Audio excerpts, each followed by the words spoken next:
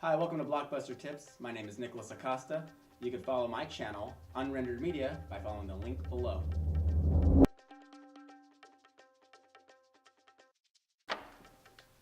I first became interested in filmmaking roughly, officially at the age of 12, but even before that, around 11 or 10.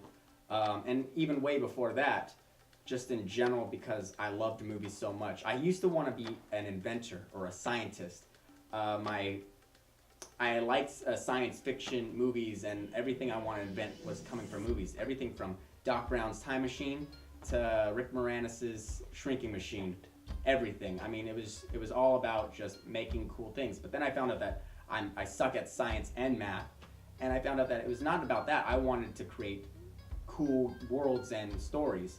And eventually it grew and grew until eventually one day I got a camera somehow and started filming stuff. And been doing it ever since. I watch a lot of television and a lot of movies, but some of my favorite shows were Lost. Lost was one of my favorites. Now it's Dexter, Fringe, CSI, The Office. I like dark visuals, anything with dark visuals.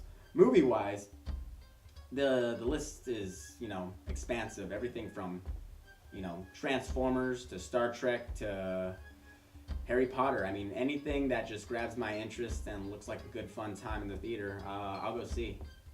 I even enjoy the occasional chick flick from time to time, but yeah, they gotta have hot ladies in them.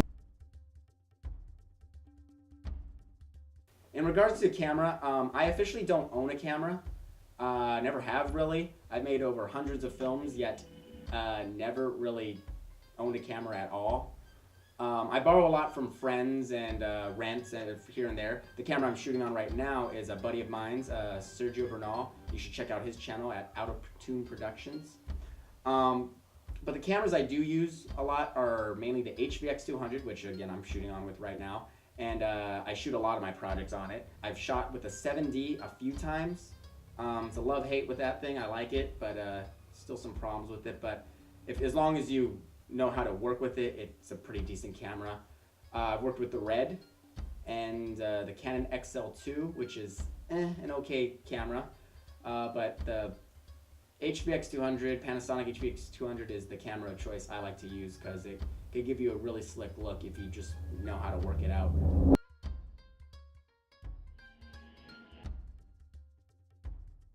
Some of the most important pieces of equipment in filmmaking, other than a camera, would have to be lighting equipment, because it really helps you, set up a tone and look for the films. I'm all about lighting, especially if I'm indoors or shooting at night. I do not like unlit films because it just really looks unprofessional. Other than that, which is, it sounds funny, but to be honest, the tripod. A lot of independent filmmakers or student filmmakers underestimate the use of a tripod. These days, a lot of people are trying to do this handheld, home video look that looks, they say it's rugged and things. To be honest, I've always felt that they're just lazy. So I honestly think a tripod is a very underestimated piece of equipment that's very, very, very important. I edit with Final Cut Pro and After Effects, Adobe After Effects on my Mac. I usually use this Mac, my MacBook, which I had gotten from my school at LA Film School. And I have a tower, which actually got a new tower, a G5, traded up for my G4 because it broke. But that's what I do most of my effects work on After Effects. It's a good workflow. I mean, it's a little kind of like having to go back and forth, but it's good to, use one for special effects and use one for editing. It just helps organize everything a little better, keeps my head in, check, and I'm not overworking my systems. But those are the two programs I mainly use. I know how to use Avid, but I honestly don't like it because for me, it's just, overly complicated. The dream camera. A lot of people say Red, and that is a great camera. I've worked with it. It's a camera that I hope to work with more. Honestly, it's kind of complicated, but good camera. But my dream camera that I've never worked with and I hope to work with is the Phantom Cam. It is used a lot in super slow-mo sequences. It is used a lot in, I hear, the upcoming film Tron Legacy, and was also used in Resident Evil 3D, or Resident Evil 4 3D. My goal is to someday shoot with super crisp slow motion, and the Phantom Cam is the best way to achieve that.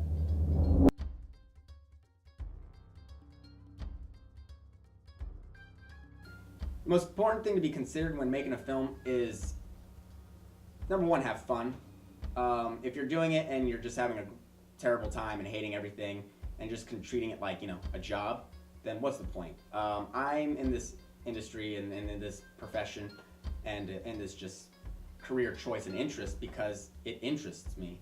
It's something that I've loved and been doing for like over 10 years now, and that's because I love what I do, and it's not because like someone told me like, hey, you have to do this and this is your job.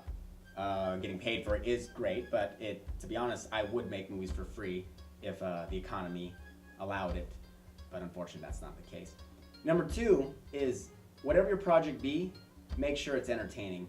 An audience is going to see this, and most of your audience is not going to want to sit down and watch a 5-minute existential film. Make a film that has everything that you want, but something that the audience will like too. Mix it up. Don't just have one thing that you just like. Also, use that to kind of find the kind of things that other people like. Ask your friends, ask even those who aren't filmmakers, what would you want to see in a film? The biggest project I've done, it's a tie between two films, one of which was my film school thesis called Screenplay. It took 6 months to shoot when we were only given 4 days to shoot it. I convinced them to let me shoot it and to greenlight the project because I let them know that I was shooting in advance. I started shooting way before even anyone turned in their scripts because I knew what I was going to shoot and had the script all written out, had my cast and crew, most of my locations, so I just went for it, shot it over the course of 6 months. I was the first one to start shooting, yet I was the last one to finish. To this day, I'm still editing it, fixing it up, putting it in festivals, and finding new things to work it out, but it's one of my hardest ones. The second one is my short film, The Confined. We shot it over the course of 2 days. We were only given 2 days to shoot it in this one location. It's a film that's set all in one location, and we used my friend's house, and at the end of the week, they were moving out. So we only were given 2 days to shoot in this house, and if we messed up, there was no coming back. So it was really hard to shoot within those 2 days. A lot of people were working for no pay, and the way that the look of the film we were going for, it added a lot of more technical, problems. So a lot of that. So I have to say, The Confined and Screenplay were the hardest projects I've ever done. My dream job, if it isn't obvious, directing, mainly directing. I do a lot of special effects work. I do a lot of editing. I do cinematography, but to be honest, that's not something I want to do. Those are just skill sets that I use to help further my career, learn new techniques, and just do different things. But to be honest, directing is what I really want to do.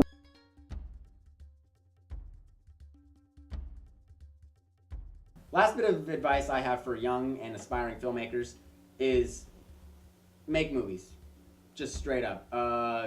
Forget what people tell you saying that you can't. Don't listen to other people saying what you can and cannot do. If you feel you could do it, do it. And even then, if you feel you can't do it, keep going. Try it. Try things out. If you fail on it, fine. You learn from your mistakes. It's kind of aggravating to find young filmmakers who aren't, willing to make movies, yet they really want to. I feel for them. So that's the biggest piece of advice I could give you in this whole video and just in general. Just make movies. If you have a camera, try things out. Watch movies, learn from them, learn from your mistakes, and just keep going at it.